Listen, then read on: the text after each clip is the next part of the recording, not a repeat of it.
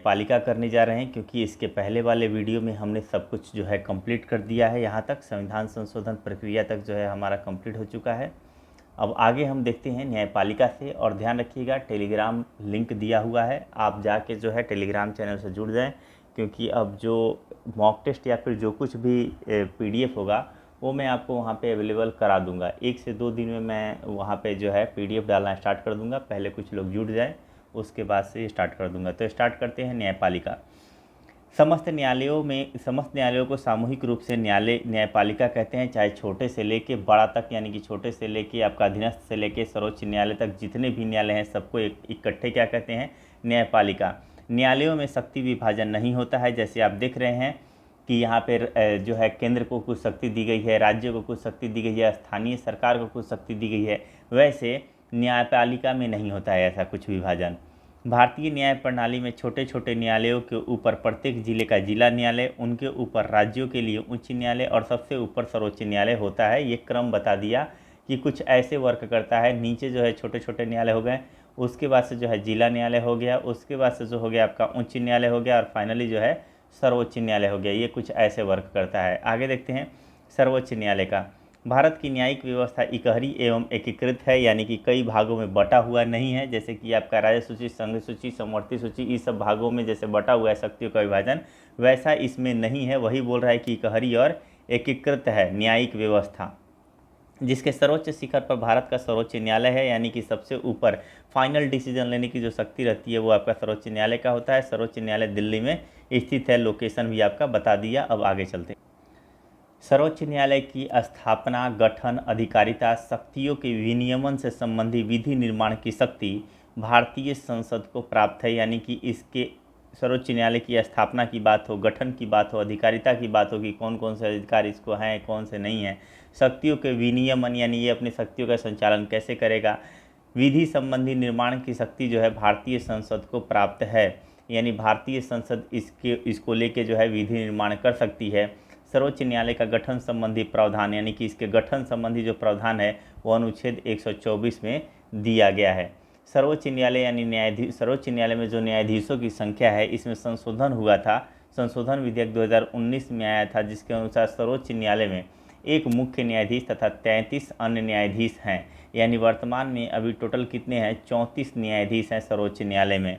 सर्वोच्च न्यायालय में मुख्य न्यायाधीश सहित 8 न्यायाधीशों की व्यवस्था संविधान में मूलतः की गई थी। जो शुरू का संविधान था, यानी स्टार्टिंग में जब संविधान का निर्माण हुआ उस समय मात्र 8 न्यायाधीशों की जो है व्यवस्था सर्वोच्च न्यायालय के लिए किया गया था। बाद में काम बढ़ा, दबाव बढ़ा, ठीक है। इसको देखते हुए 1956 ईस्वी में सर्वोच्च न्यायालय अधिनियम में संशोधन कर न्यायाधीशों की संख्या बढ़ाकर कितना कर दिया गया, 11 कर दिया गया। कब, 56 में। और पुनः 60 में यह संख्या पुनः 14 कर दिया गया, 60 में, ठीक है। 60 में यह संख्या जो है पुनः बढ़ाकर 14 कर दिया गया। 78 में 18 कर दिया जाएगा, और 86 में 26 कर दिया जाएगा, एवं 2009 में 31 हो जाएगा। और फाइनली 2009 के बाद 2019 में कितना हो जाएगा, तो 2019 में 34 हो जाएगा, जो हमने अभी देखा।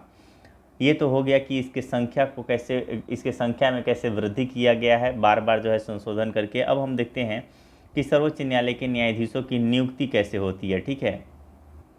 नियुक्ति की बात करते हैं तो सबसे पहले आएंगे, देखेंगे सर्वोच्च न्यायालय के समस्त न्यायाधीशों की नियुक्ति राष्ट्रपति के द्वारा होती है। यानी कि चाहे मुख्य न्यायाधीश हो या अन्य न्यायाधीश हो, सर्वोच्च न्यायालय के सारे न्यायाधीशों की नियुक्ति कौन करता है, राष्ट्रपति ही करता है। मुख्य न्यायाधीश की नियुक्ति करते समय वह इसी न्यायालय के अन्य न्यायाधीशों से परामर्श कर सकता है, ध्यान रखेंगे सकता है, परंतु अन्य यानी कि कंपल्सरी नहीं है, परंतु अन्य न्यायाधीशों की नियुक्ति राष्ट्रपति सदैव मुख्य न्यायाधीश के परामर्श से करता है। वह चाहे तो सर्वोच्च न्यायालय एवं राज्य के उच्च न्यायालय के अन्य न्यायाधीशों से भी परामर्श कर सकता है। ये बात कहता है अनुच्छेद 124 के 2। खैर इससे आर्टिकल उतना डीपली नहीं आता है, लेकिन ये सारे तथ्य आप जो है इसको याद करके रखिएगा। सर्वोच्च न्यायालय के न्यायाधीश बनने के लिए न्यूनतम आयु सीमा जो है निर्धारित नहीं की गई है कि कम से कम कितना उम्र होना चाहिए, लेकिन एक बार नियुक्ति होने के बाद इसके अवकाश ग्रहण की आयु जो है वो 65 वर्ष है। यानी 65 वर्ष में ये फिक्स कर दिया गया है कि 65 वर्ष होते ही ये क्या कर लेंगे, अवकाश जो है ग्रहण कर लेंगे, यानी कि जो है अपना पद त्याग देंगे, या फिर जो है इनका जो है एक तरह से रिटायर हो जाएंगे। ठीक है, रिटायरमेंट की उम्र इनकी 65 तय कर दी गई है।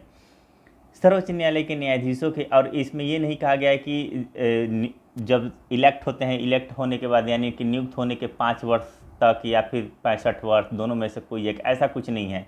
एक बार अगर बाई द 50 की उम्र में हो गए तो 65 तक आराम से कर रहे हैं। ठीक है, आराम से जो है मुख्य न्यायाधीश की भूमिका निभा रहे हैं, लेकिन इतना जल्दी कोई बनता ही नहीं है। खैर आगे चलते हैं। सर्वोच्च न्यायालय के न्यायाधीशों को पद एवं गोपनीयता की शपथ कौन दिलाता है? तो राष्ट्रपति दिलाता है। सर्वोच्च न्यायालय के न्यायाधीश के लिए योग्यताएं की बात करते हैं तो पहला है कि वह भारत का नागरिक होना चाहिए, वह किसी उच्च न्यायालय, ये जरूर ध्यान रखिएगा, वह किसी उच्च न्यायालय या दो से अधिक न्यायालयों में लगातार कम से कम 5 वर्षों तक न्यायाधीश के रूप में कार्य कर चुका हो, या किसी उच्च न्यायालय या न्यायालयों में लगातार 10 वर्षों तक अधिवक्ता रह चुका है, यानी कि वकालत भी कर चुका हो, या फिर 5 वर्षों तक न्यायाधीश या 10 वर्षों तक वकालत कर चुका हो, या राष्ट्रपति की दृष्टि में कानून का उच्च, ये देखिए ये जो है ये लूप होल्स है। ठीक है, ये लूप होल्स है, या राष्ट्रपति की दृष्टि में कानून का उच्च कोटि का ज्ञाता हो। अगर राष्ट्रपति को लग गया कि भैया ये जो है कानून का उच्च कोटि का ज्ञाता है, ऊपर से आकाश से आया हुआ है डायरेक्ट, ठीक है, तो इसको जो है मतलब एक तरह से लूप होल्स माना जा सकता है। बीच में आप देखेंगे जो है इंदिरा गांधी की सरकार में एक बार बनाने की कोशिश भी की जाएगी, बनाया भी जाएगा। ठीक है, तो ये चीज़ें कहानियों में आएंगी आपको देखने को, बीच बीच में अगर आ गई तो ठीक है, नहीं तो जो कोई स्टैंडर्ड बुक कराऊंगा तो उसमें मेंशन करा दूंगा। तो ये लूप होल्स का प्रयोग जो है ऐसे केस में लोग कर लेते हैं, लेकिन अब तो खैर ज़्यादा ही इस पर रिस्ट्रिक्शन लगा दिया गया है, वो भी हम चर्चा करेंगे। न्यायाधीश के वेतन एवं भत्ते की बात करते हैं। अनुच्छेद 125 के तहत जो है वेतन एवं भत्ते की बात कही गई है कि कितना इनका वेतन होगा, कितना इनको जो है कौन कौन से भत्ते मिलेंगे। सर्वोच्च न्यायालय के मुख्य न्यायाधीश को 2,80,000 रुपये प्रति माह व अन्य न्यायाधीश को जो है 2.5 लाख रुपये प्रति माह वेतन मिलता है। इसके अलावा उन्हें निःशुल्क आवास मिलता है, अन्य सुविधाएं जैसे कि चिकित्सा, कार, टेलीफोन आदि भी मिलता है। न्यायाधीश का वेतन एवं उसे मिलने वाले अन्य सुविधाएं उसके कार्यकाल में कम नहीं किया जा सकता है। ये ध्यान रखेंगे, बार बार ये हर एक के केस में आएगा कि एक बार जिस पेमेंट पे आप अलॉट हो गए उसमें आप एक कार्य करने के दौरान उसमें क्या किया जाएगा, उसमें जो है कटौती नहीं की जाएगी। सेवानिवृत्त मुख्य न्यायाधीश एवं अन्य न्यायाधीश का पेंशन उनके अंतिम माह के वेतन का 50% निर्धारित है, यानी जितना भी उनका अंतिम पेमेंट जितना मिलेगा उसका 50%। बाय द वे अगर अंतिम पेमेंट इनका 2,80,000 मिल रहा है तो इनको पेमेंट कितना मिलेगा, पेंशन कितना मिलेगा, 1,40,000 जो है इनको पेंशन के रूप में मिलेगा। पद विमुक्त की बात करते हैं तो सर्वोच्च न्यायालय के न्यायाधीश की पद विमुक्त के लिए संसद के दोनों सदन एक प्रस्ताव पारित करते हैं जिसे प्रार्थना कहते हैं,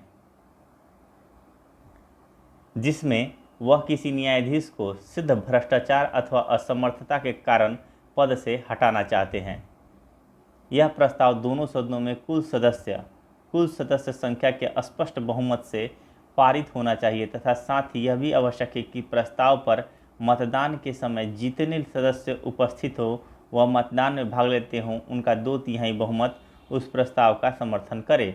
यानी कि कह सकते हैं कि आपको पहले ही हम संविधान संशोधन में बता दिए हैं कि 3 तरीके से होता है। एक होता है आपका साधारण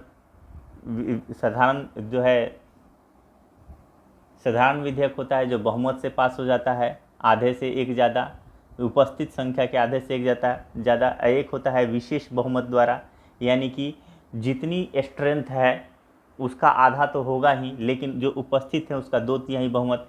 तो ये यहाँ पे विशेष बहुमत से पारित हो करना जरूरी है। जब इस प्रकार पास हुआ प्रस्ताव संसद राष्ट्रपति के पास प्रार्थना यानी समावेदन के रूप में भेजती है, तभी वह आदेश जारी करके संबद्ध न्यायाधीश को हटा सकता है। जो भी न्यायाधीश उस समय है उसको हटाया जा सकता है, लेकिन ध्यान रखिएगा सिद्ध भ्रष्टाचार अथवा असमर्थता, यही 2 कारण हो सकता है कि सामने वाला जो है भ्रष्टाचारी है और इस बात की पुष्टि हो जाए, और दूसरा ये इसमें क्षमता नहीं है, ये समर्थ नहीं है, इस योग्य नहीं है। अगर ये दोनों में से कोई एक चीज़ सिद्ध हो जाए तो जाके जो है प्रार्थना के माध्यम से जो है राष्ट्रपति द्वारा इसको हटाया जा सकता है।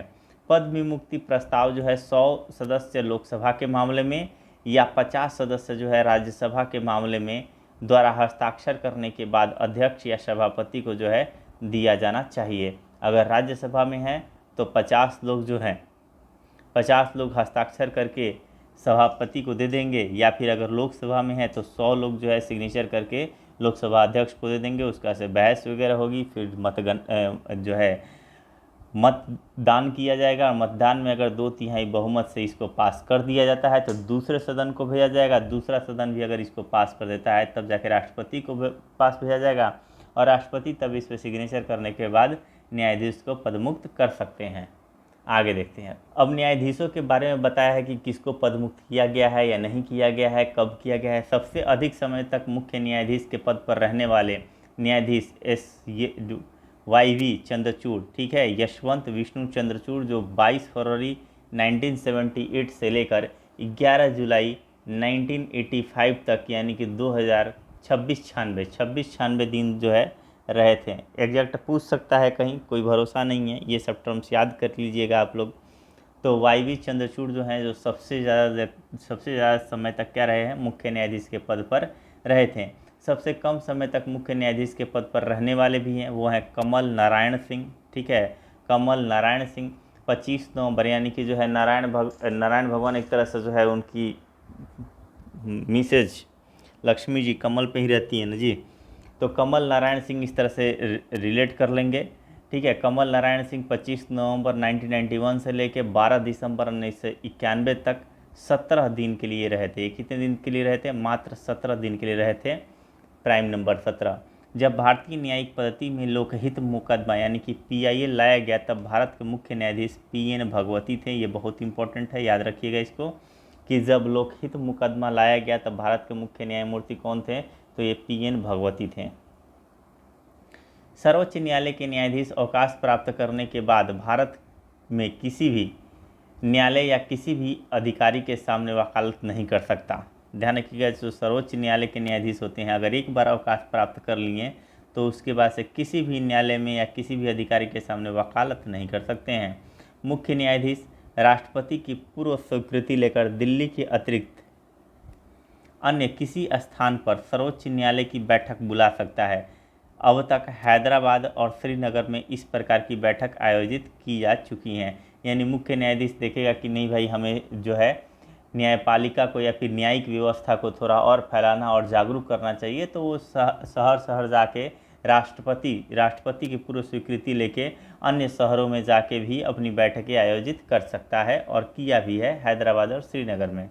सर्वोच्च न्यायालय का क्षेत्राधिकार, ये जरूर इंपॉर्टेंट याद रखिएगा। साथ में ये भी याद रखिएगा कि ये किस क्षेत्राधिकार के अंतर्गत आता है। प्रारंभिक क्षेत्र पूछ देगा कि कौन सा सर्वोच्च न्यायालय के प्रारंभिक क्षेत्राधिकार के अंतर्गत आता है, या फिर कौन सा जो है निम्न में से कौन सा परामर्शदात्री क्षेत्राधिकार के अंतर्गत आता है। ऐसे प्रश्न भी आ सकते हैं, आ सकते नहीं हैं, आए हैं, ठीक है। प्रारंभिक क्षेत्राधिकार की बात करें तो यह निम्न मामलों में प्राप्त है। मतलब ये केस अगर आएगा तो सर्वोच्च न्यायालय के पास ही आएगा, किसी भी हाईकोर्ट के पास नहीं जा सकता है, अधीनस्थ न्यायालय के पास नहीं जा सकता है। ये जब भी आएगा तो इसी के पास आएगा, इसीलिए बोलते हैं प्रारंभिक क्षेत्राधिकार, ठीक है। भारत संघ तथा एक या एक से अधिक राज्यों के मध्य अगर विवाद उत्पन्न हो गया, बाय द वे एक तरफ भारत, ठीक है, और एक तरफ कोई 2 राज्य मान लो, वो दोनों मिलके जो है केस कर दिए, या फिर कोई एक ही राज्य हो भारत के साथ जो है उसका यानी कि संघ और उसका विवाद चल रहा हो, तो ऐसे विवाद का निपटारा जो है आप सीधे, इसका केस कहाँ होगा? इसका किसी उच्च न्यायालय में नहीं होगा, ये केस जो है सीधे सुप्रीम कोर्ट में होगा। भारत संघ यानी एक तरफ भारत संघ और कोई एक राज्य अनेक राज्य और एक या एक से अधिक राज्यों के बीच विवाद हो, या फिर 2 राज्य आपस में जो है किसी मुद्दे को लेकर उलझ गए हैं, तो वो निपटारा भी आपका सर्वोच्च न्यायालय में ही होगा।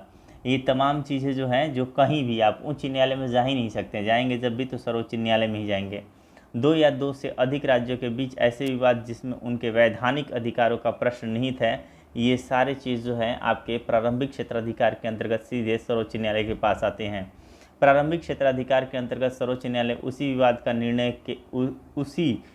को निर्णय के लिए स्वतंत्र रहेगा जिसमें किसी तथ्य या विधि का प्रश्न शामिल हो। अब ये नहीं कि राम मंदिर बनेगा या नहीं बनेगा, इसको लेके केस हो जाएगा, तो इसका जो है इसका विधि तब बीच में इतने दिन तक लटका रहा ये केस, इसका वही वजह था कि इसमें कहीं भी विधि और तथ्य यानी कि संवैधानिक नहीं था। फिर फाइनली जो है इसको जो है सबूत वगैरह पेश किया गया और फिर जो है ये डिसीजन आया है। देख ही रहे हैं आप कितना कॉम्प्लिकेटेड, कितना लंबा चला, लेकिन इजीली जो दे देता है, जिसमें विधि संबंधी अगर बात रहेगा या तथ्य संबंधी रहेगा उसी पे रहेगा।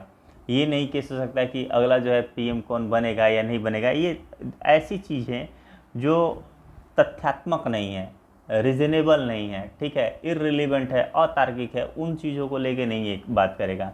विधि में संविधान से रिलेटेड अगर किसी चीज़ की व्याख्या करना हो और उसको जो है दो राज्य आपस में लेके जो है उलझे हुए हैं, तो ऐसी चीज़ों को व्याख्या करने की शक्ति इसके पास है। यानी तथ्य साथ में विधि का प्रश्न शामिल हो तभी ये करेगा। अपीलीय क्षेत्र अधिकार की बात करें तो देश का सबसे बड़ा अपीलीय न्यायालय सर्वोच्च न्यायालय है। सबसे बड़ा यानी कि सबसे छोटे वाले के पास अगर बात नहीं बनती है तो लोग हाई कोर्ट में अपील करते हैं, हाई कोर्ट से बात नहीं बनती है तो सुप्रीम कोर्ट में अपील करते हैं। तो देश का सबसे बड़ा अपीलीय न्यायालय सर्वोच्च न्यायालय है। इसे भारत के सभी उच्च न्यायालयों के निर्णय के विरुद्ध अपील सुनने का अधिकार है। इसके अंतर्गत तीन प्रकार के प्रकरण आते हैं, यानी तीन प्रकार के केसेस आते हैं। या तो संवैधानिक होगा, जो संविधान से रिलेटेड होगा। दूसरा दीवानी, पता ही है, तलाक वगैरह की बात हो गई, आपका जो है क्या कहते हैं 3 तलाक का मामला जैसे आया था, ठीक है। या फिर जो है आपका ज़मीन जायदाद का मामला हो, फौजदारी मामला हो गया, किसी का मर्डर से रिलेटेड हो गया, ठीक है। तो ये सब जो है ये सारे मामले इसके पास आते हैं। परामर्शदात्री क्षेत्राधिकार की बात करेंगे तो राष्ट्रपति को यह अधिकार है कि वह सार्वजनिक महत्व के विवादों पर सर्वोच्च न्यायालय से परामर्श मांग सकता है, और ये 143 आर्टिकल 143 के तहत जो है ये परामर्श मांगता है। न्यायालय के परामर्श को स्वीकार करना या अस्वीकार करना राष्ट्रपति के विवेक पर निर्भर करता है। लेकिन अगर ये मुद्दा जो भी राष्ट्रपति मांग रहे हैं परामर्श, अगर ये जो है विधिक सम्मत हो, यानी कि संवैधानिक हो या विधि सम्मत, जो हमने पहले यहाँ पे देखा था तथ्यात्मक और विधि सम्मत हो, तो जो है सर्वोच्च न्यायालय परामर्श देने के लिए बाध्य रहेगा। अगर कुछ ऐसा मामला हो जो इससे इतर हो यानी हटके हो, तो उस पर ये बाध्य नहीं है अपना डिसीजन देने के लिए या फिर अपना परामर्श देने के लिए सर्वोच्च न्यायालय बाध्य नहीं है, ध्यान रखिएगा। यानी दोनों को यहाँ पे दिया गया है। तथ्यात्मक चीज़ें पूछेंगे राष्ट्रपति तो वो देगा, नहीं पूछेंगे तो नहीं देगा। अगर वो तथ्यात्मक चीज़ों पे अगर वो रेलिवेंट कुछ प्रश्न का उत्तर दिया भी यानी परामर्श दिया भी, तो राष्ट्रपति के ऊपर भी जो है फ्री है, ले भी सकते हैं परामर्श, नहीं भी ले सकते हैं। पुनर्विचार संबंधी क्षेत्राधिकार, लेकिन एक बात ध्यान रखिएगा, अगर संवैधानिक कुछ पूछ रहे हैं तो इस प्रश्न का, संवैधानिक प्रश्न का उत्तर देने के लिए वो बाध्य है, यानी कि संवैधानिक चीज़ों पे परामर्श देने के लिए वो बाध्य है। कौन? सर्वोच्च न्यायालय। अब आगे देखते हैं पुनर्विचार संबंधी क्षेत्राधिकार। संविधान के अनुच्छेद 137 के अनुसार सर्वोच्च न्यायालय को यह अधिकार है कि वह स्वयं द्वारा दिए गए आदेश या निर्णय पर पुनर्विचार कर सके तथा उचित समझे तो उसे आवश्यक परिवर्तन कर सके। यानी आज डिसीजन दिया, ठीक है, आज डिसीजन कुछ दिया और कल उसे लगा कि नहीं इसमें कुछ ना कुछ कमी है, इसका डिसीजन कुछ बेहतर हो सकता है, तो कल वो अपने ही विचार को जो है यानी कि पुनर्विचार करके और उसका निर्णय जो है दूसरा दे सकता है। ये उसके पास शक्ति है। यही है पुनर्विचार संबंधी क्षेत्राधिकार अनुच्छेद 137 के तहत। अभिलेख न्यायालय, यहीं पे पता चलेगा अभिलेख न्यायालय से कि एकीकृत और जो है आपका इकहरी न्यायालय की जो है बेहतरीन एग्जाम्पल है। संविधान का अनुच्छेद 129, कौन सा अनुच्छेद? 129 सर्वोच्च न्यायालय को अभिलेख न्यायालय का स्थान प्रदान करता है कि सर्वोच्च न्यायालय क्या है? एक अभिलेख न्यायालय है। इसका आशय यह है कि न्यायालय के सभी निर्णय को रिकॉर्ड या अभिलेख के रूप में सुरक्षित रखा जाता है। यानी एक बार जिस मुद्दे पे इसने डिसीजन दे दिया, वैसे मुद्दे देश भर में कहीं भी चल रहे होंगे, सेम डिसीजन को रिपीट कर दिया जाएगा।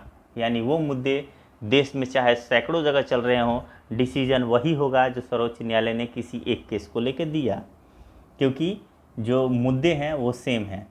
तो यही है, निर्णयों को रिकॉर्ड या अभिलेख के रूप में सुरक्षित रखा जाता है। इन विषयों को भविष्य में देश के किसी भी न्यायालय में नज़ीर के रूप में पेश किया जा सकता है। कि भैया आप लोग देखे होंगे मूवी में कि उसमें दिखाया जाता है कि सर जो है पैरा नंबर 5 के ए के बी में देखिए यहाँ पे सुप्रीम कोर्ट ने ये डिसीजन ऑलरेडी इस केस में दिया हुआ है, और फिर जो सामने वाला जज रहता है वो देखता है कि अच्छा सुप्रीम कोर्ट दिया हुआ है, तो सेम एज इट इज़ उसको मान लेता है और उसी के बेस पे जो डिसीजन दे भी देता है। यही है, नज़ीर के रूप में पेश किया जा सकता है। मौलिक अधिकारों का रक्षक की बात करेंगे तो भारत का सर्वोच्च न्यायालय नागरिकों के मौलिक अधिकारों का रक्षक है।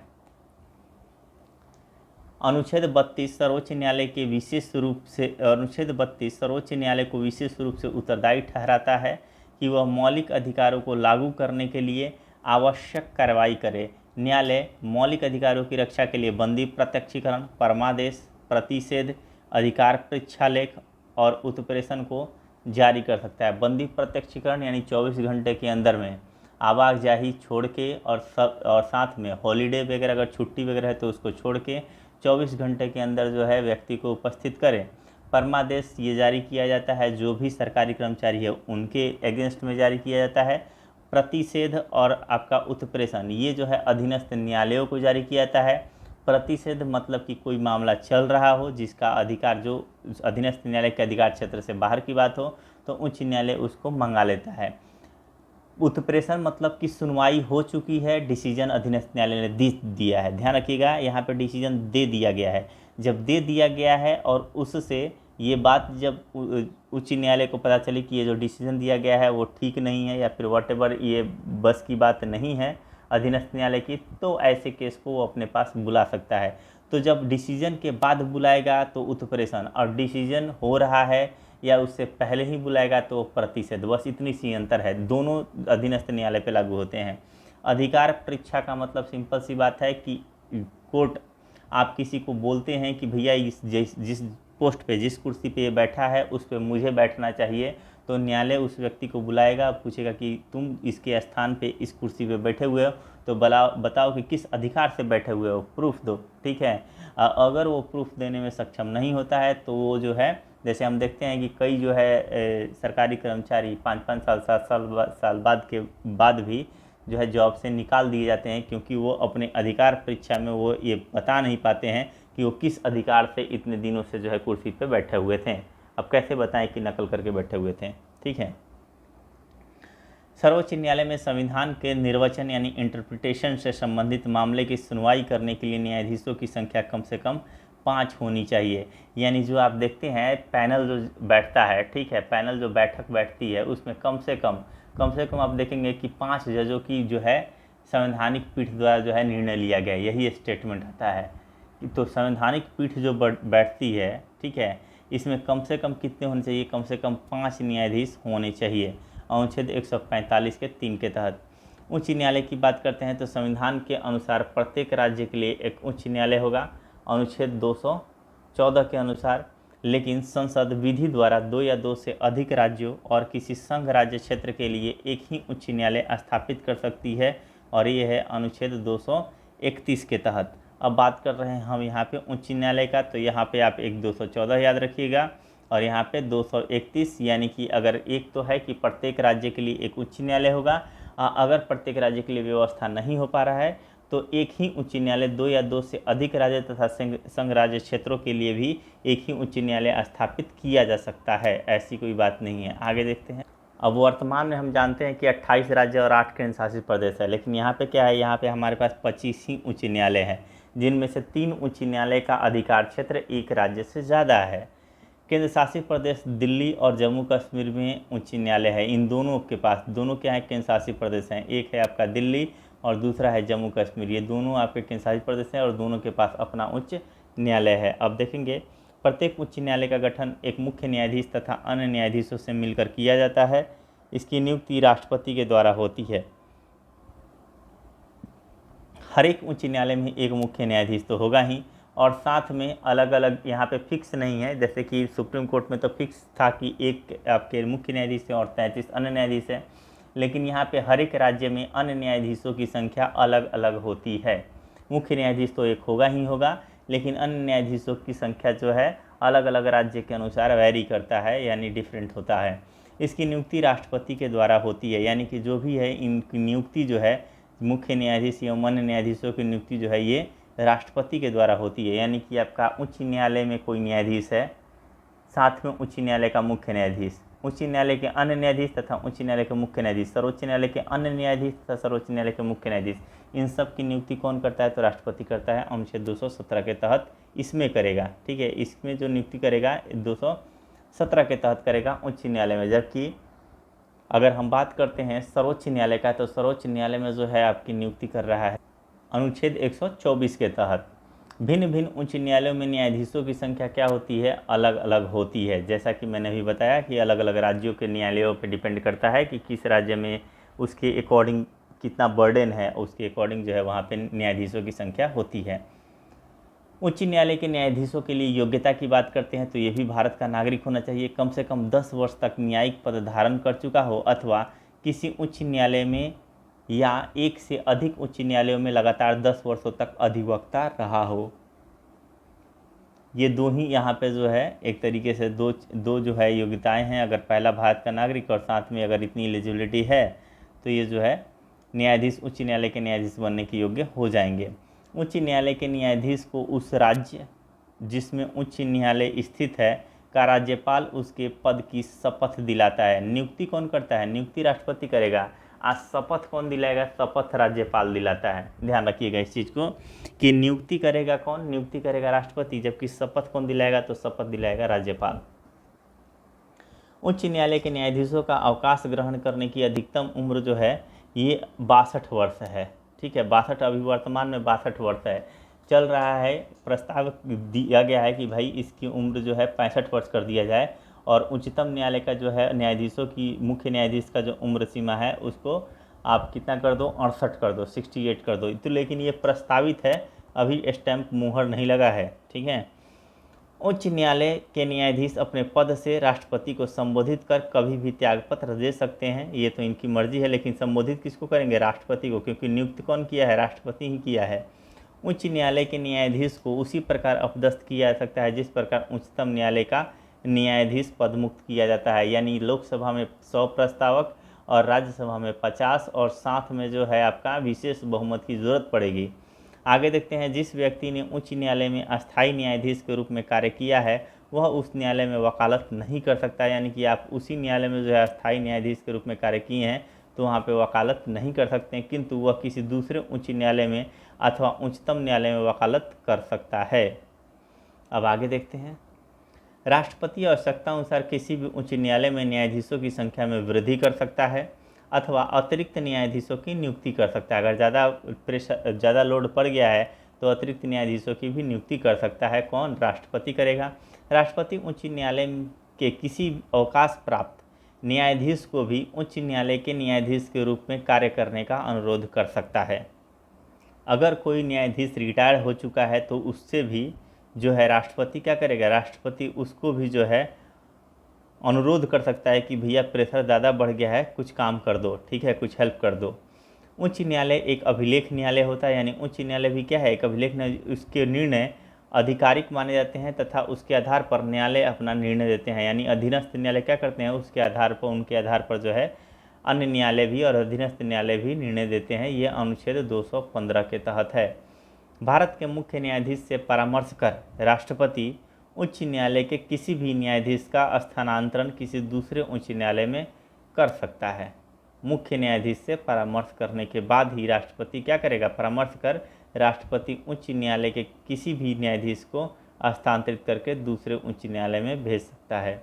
अब उच्च न्यायालय का भी कुछ क्षेत्राधिकार है। अब इसका भी कुछ प्रारंभिक क्षेत्राधिकार है। जैसे प्रत्येक उच्च न्यायालय को जो है नौकाधिकरण, इच्छा पत्र, तलाक, विवाह, जो कंपनी कानून है, न्यायालय की अवमानना तथा कुछ राजस्व संबंधी प्रकरण, नागरिकों के मौलिक अधिकारों के क्रियान्वयन, अनुच्छेद 226 के लिए आवश्यक निर्देशक, बंदी प्रत्यक्षीकरण, परमादेश, निषेध, उत्प्रेषण, अधिकार परीक्षा के लेख जारी करने का अधिकार इसको प्राप्त है।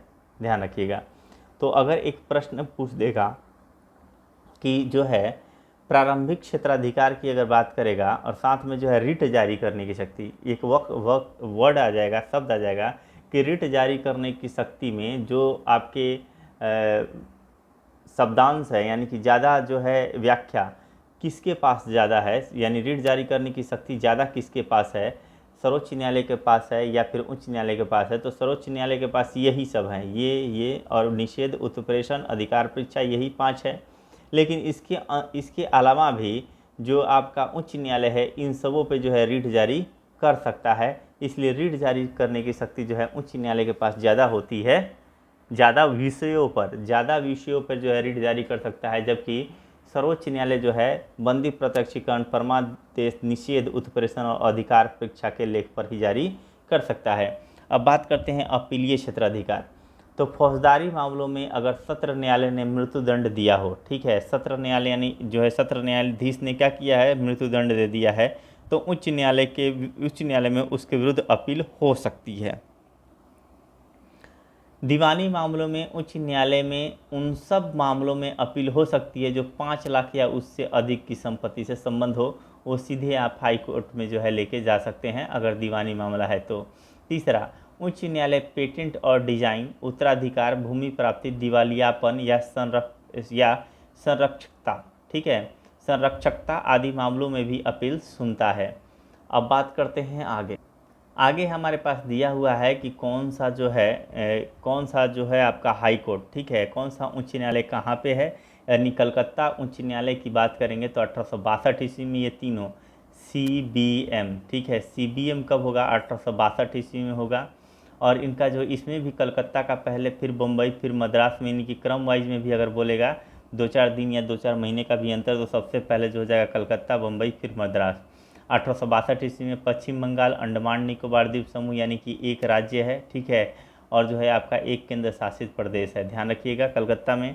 वही अगर इसका देखेंगे खंडपीठ जो है वो आपका पोर्ट ब्लेयर और जलपाईगुड़ी में भी है, पोर्ट ब्लेयर में भी है और जलपाईगुड़ी में भी है। अब आगे देखते हैं आपका बम्बई का, तो यहाँ पे महाराष्ट्र भी आ जाएगा, गोवा भी आ जाएगा, यानी कि 2 राज्य हो गए और एक दादर नगर हवेली एवं दमन एवं द्वीप, ये क्या हो गया, ये एक ही केंद्र शासित प्रदेश हैं। तो देखा जाए तो ये कितना हो गया, 3 हो गया। और इसका जो है आपका खंडपीठ कितना है, खंडपीठ भी जो है इसका 3 है, नागपुर में भी है, पणजी में भी है और औरंगाबाद में भी है। और मूल स्थान तो ये मुंबई हाई कोर्ट है कि नहीं, मुंबई में है, मुंबई हाई कोर्ट।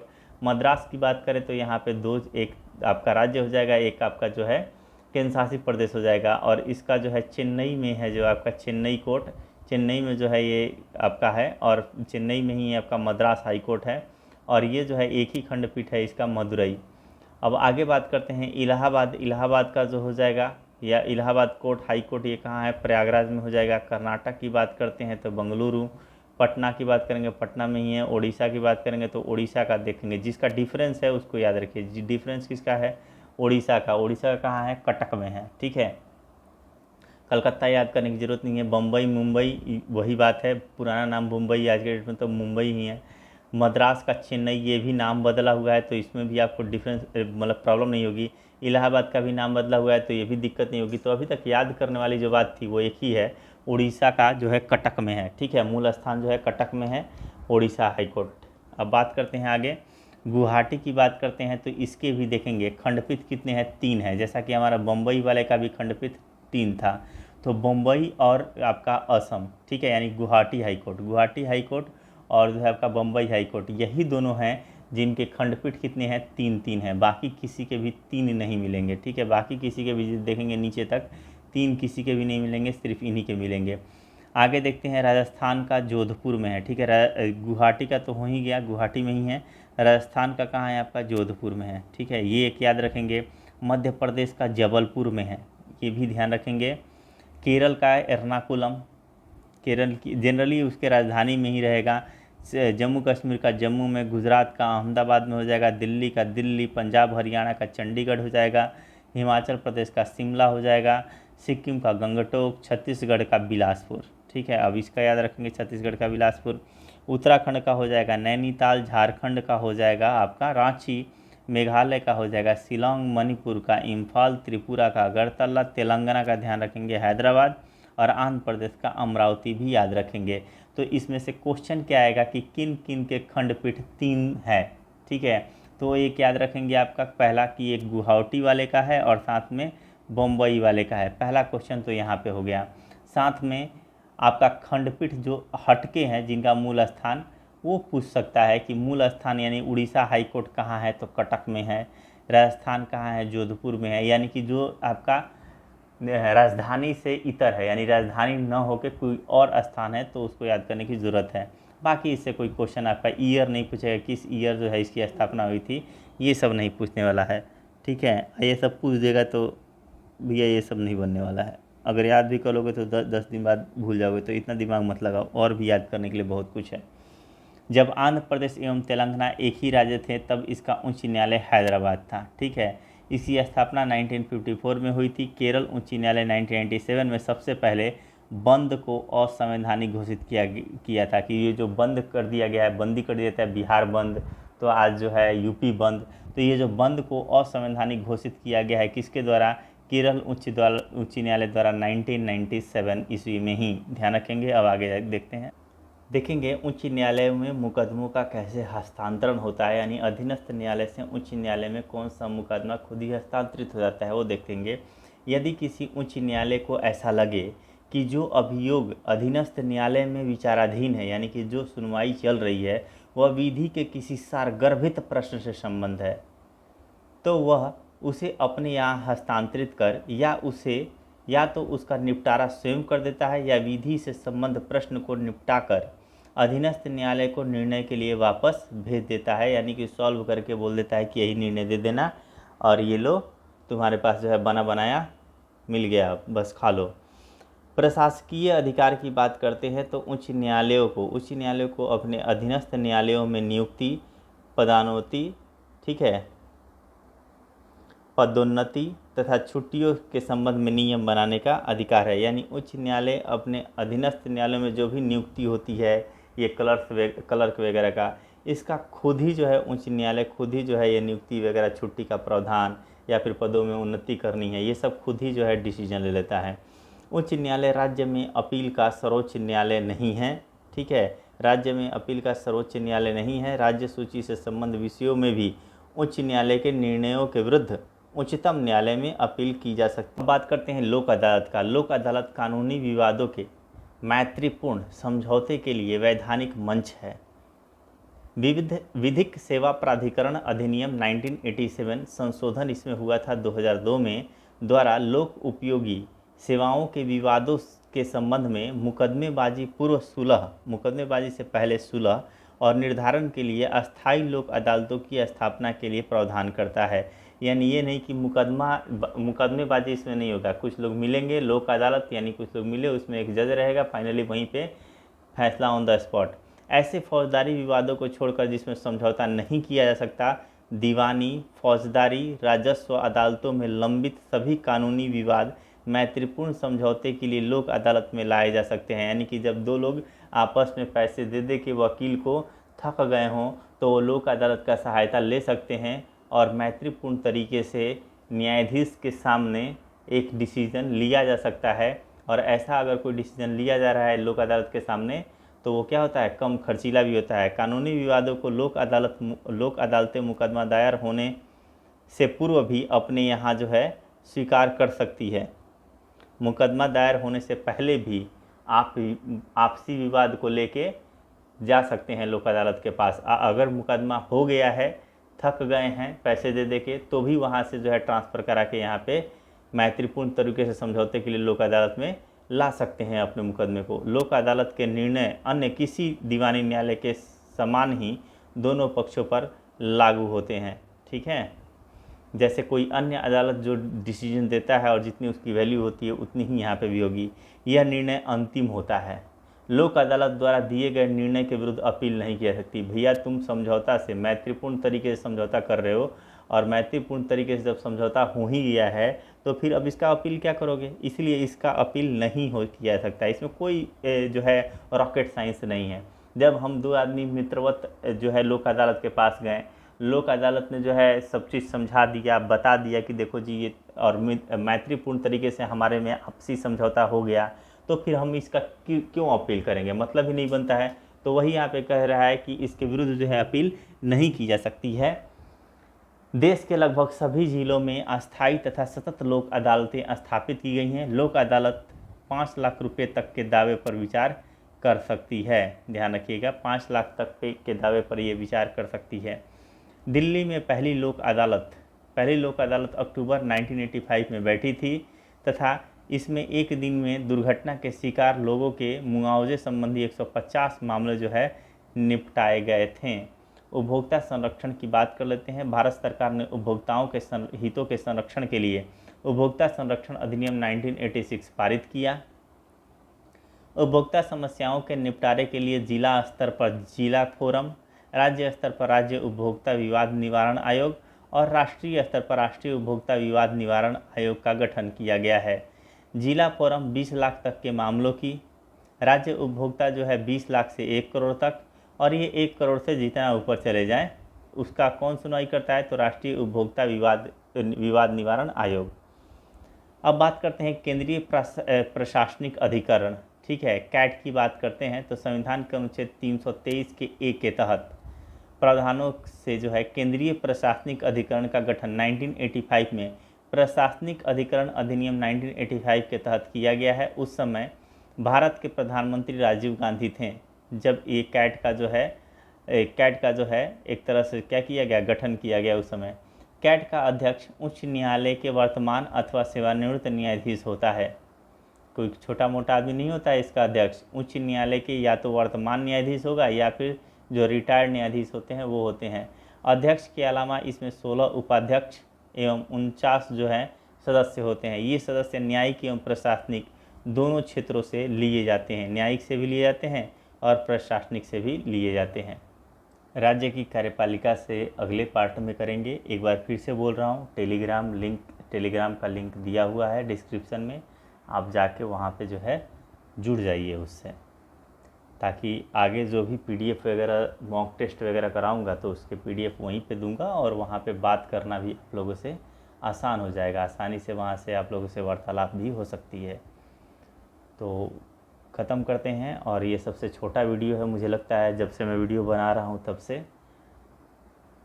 खैर आज उतना मूड भी नहीं है, अब चलते हैं आगे, देखेंगे नेक्स्ट क्लास में। Thank you.